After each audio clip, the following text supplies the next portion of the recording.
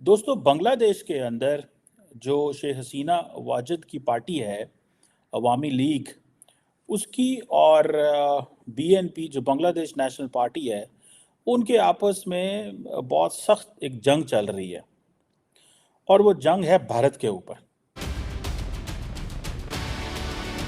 बांग्लादेश की शेख हसीना सरकार ने भारत विरोधी कट्टरवादियों को मुंह पर तमाचा मारकर पूरे भारत को गदगद कर दिया। दरअसल बांग्लादेश को भारत ने आजादी दिलाई पाकिस्तान से, और ये बात पूरे बांग्लादेशियों को पता है, लेकिन वो कहते हैं ना कि पांचों उंगलियां बराबर नहीं होती, और यही हुआ बांग्लादेश में। बांग्लादेश में भी भारत विरोधी ताकत है जिनकी सोच पाकिस्तान से मिलती है। वो ये चाहते हैं कि भारतीय चीजों का बहिष्कार हो, लेकिन वो भूल गए कि इस वक्त बांग्लादेश की कुर्सी पर शेख हसीना बैठी हैं, जो भारत को अपना बड़ा भाई मानती है।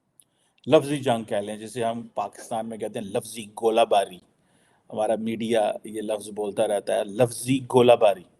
सो गोलाबारी जो है वो हो रही है, जिस पे शेख हसीना वाजिद जो है, उन्होंने Bangladesh national party BNP leaders को ये कहा है कि अपनी बीवियों को जला दो, क्योंकि जो बीएनपी है वो कह रहे हैं कि इंडियन साड़ीज़ का बायकॉट करें।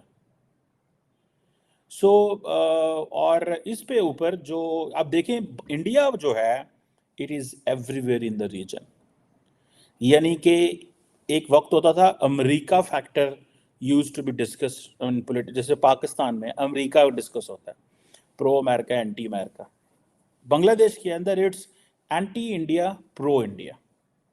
ठीक है जनाब। और कंपेन चलाई बीएनपी ने कि जी इंडियन प्रोडक्ट्स का बैन करो। ठीक है।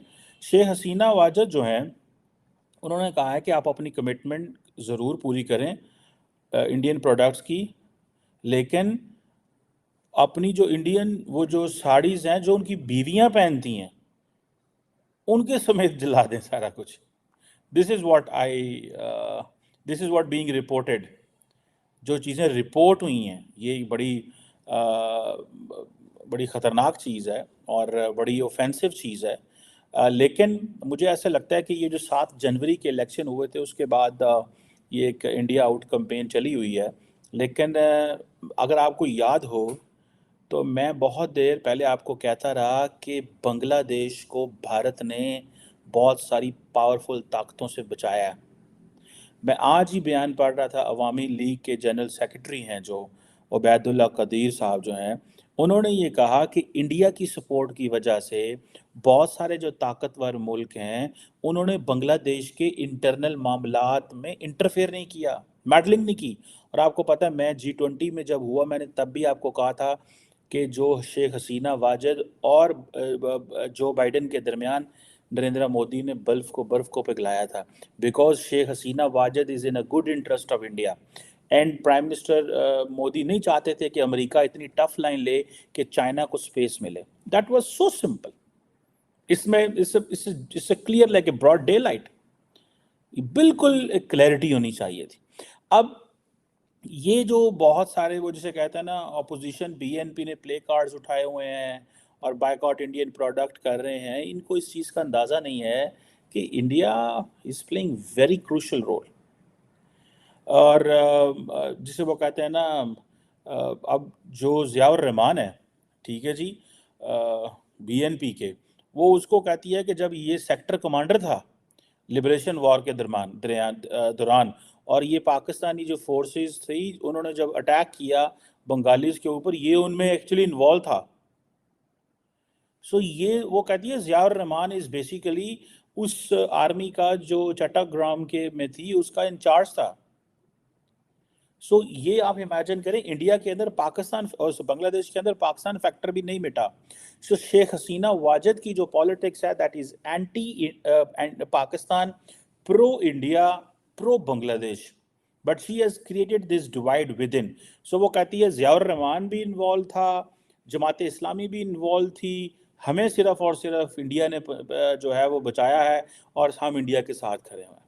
اور بجائے اس کے کہ اس ملک میں بہتری آئے, عوام کی ڈی ریڈیکلائزیشن کی جائے, ان کی سوچ کو بدلنے کی کوشش کی جائے, نہیں, اس کو بدلنے کی کوشش بالکل بھی نہیں کی جاتی. کوئی کسی میں ہمت نہیں ہے بات کرنے کی. اسرائیل فلسطین کا پھڈا چل رہا ہے جس کے اوپر خوب ٹکا کے جھوٹ بولے جاتے ہیں. کوکا کولا اسرائیلی کمپنی ہے, KFC اسرائیلی کمپنی ہے, ایسے جھوٹ پہ جھوٹ بولی جاتے ہیں. اور عوام تو جاہل ہے, بلکہ عوام پوری دنیا میں جاہل ہوتی ہے. ہم نے دیکھا ویسٹ میں بھی, ہم نے دیکھا ہے کہ بڑا آسانی سے بوٹ فارم اگر پوٹن کوئی چیز لگا دیتا ہے سوشل کوہیژن توڑنے کے لیے, وہ پاپولر ہو جاتی ہیں, کنسپیرسیاں پھینک دی جاتی ہیں, پاپولر ہو جاتے ہیں. تو عوام موسٹلی جاہل ہی ہوتے ہیں. لیکن بات تو یہ آتی ہے کہ آپ اپنی عوام کو کیسے سیف گارڈ کرتے ہیں, آپ اپنی عوام کو کیسے بچانے کی کوشش کرتے ہیں, ڈی ریڈیکلائز کیسے کرتے ہیں. لیکن نہیں, کوئی توجہ نہیں دی جا رہی. ظاہر بات ہے اپنی پولیٹیکل پارٹیز کی وکٹمائزیشن کرنے سے فرصت ملے گی تو کریں گے نا. پچھلے 10 سال سے ففتھ جنریشن وارفیئر کی باتیں چلا رہی ہیں نا, کچھ بھی نہیں کیا, بلکہ الٹا اپنی عوام کو مزید بے وقوف بناتے گئے. خود بھی بنایا, اس کے اندر اس بہتی گنگا میں خود بھی ہاتھ دھوئے. تو ابھی جیسا کہ آپ کو پتا ہے کہ کنسپیریسی تھیوری مار دی جاتی ہے, یہ فلانی کمپنیاں اسرائیل کی ہیں, ہر جگہ پہ انویسٹرز ہوتے ہیں, اسٹاک ایکسچینج میں آپ کا کوئی بھی شیئر لے لے تو وہ فلانا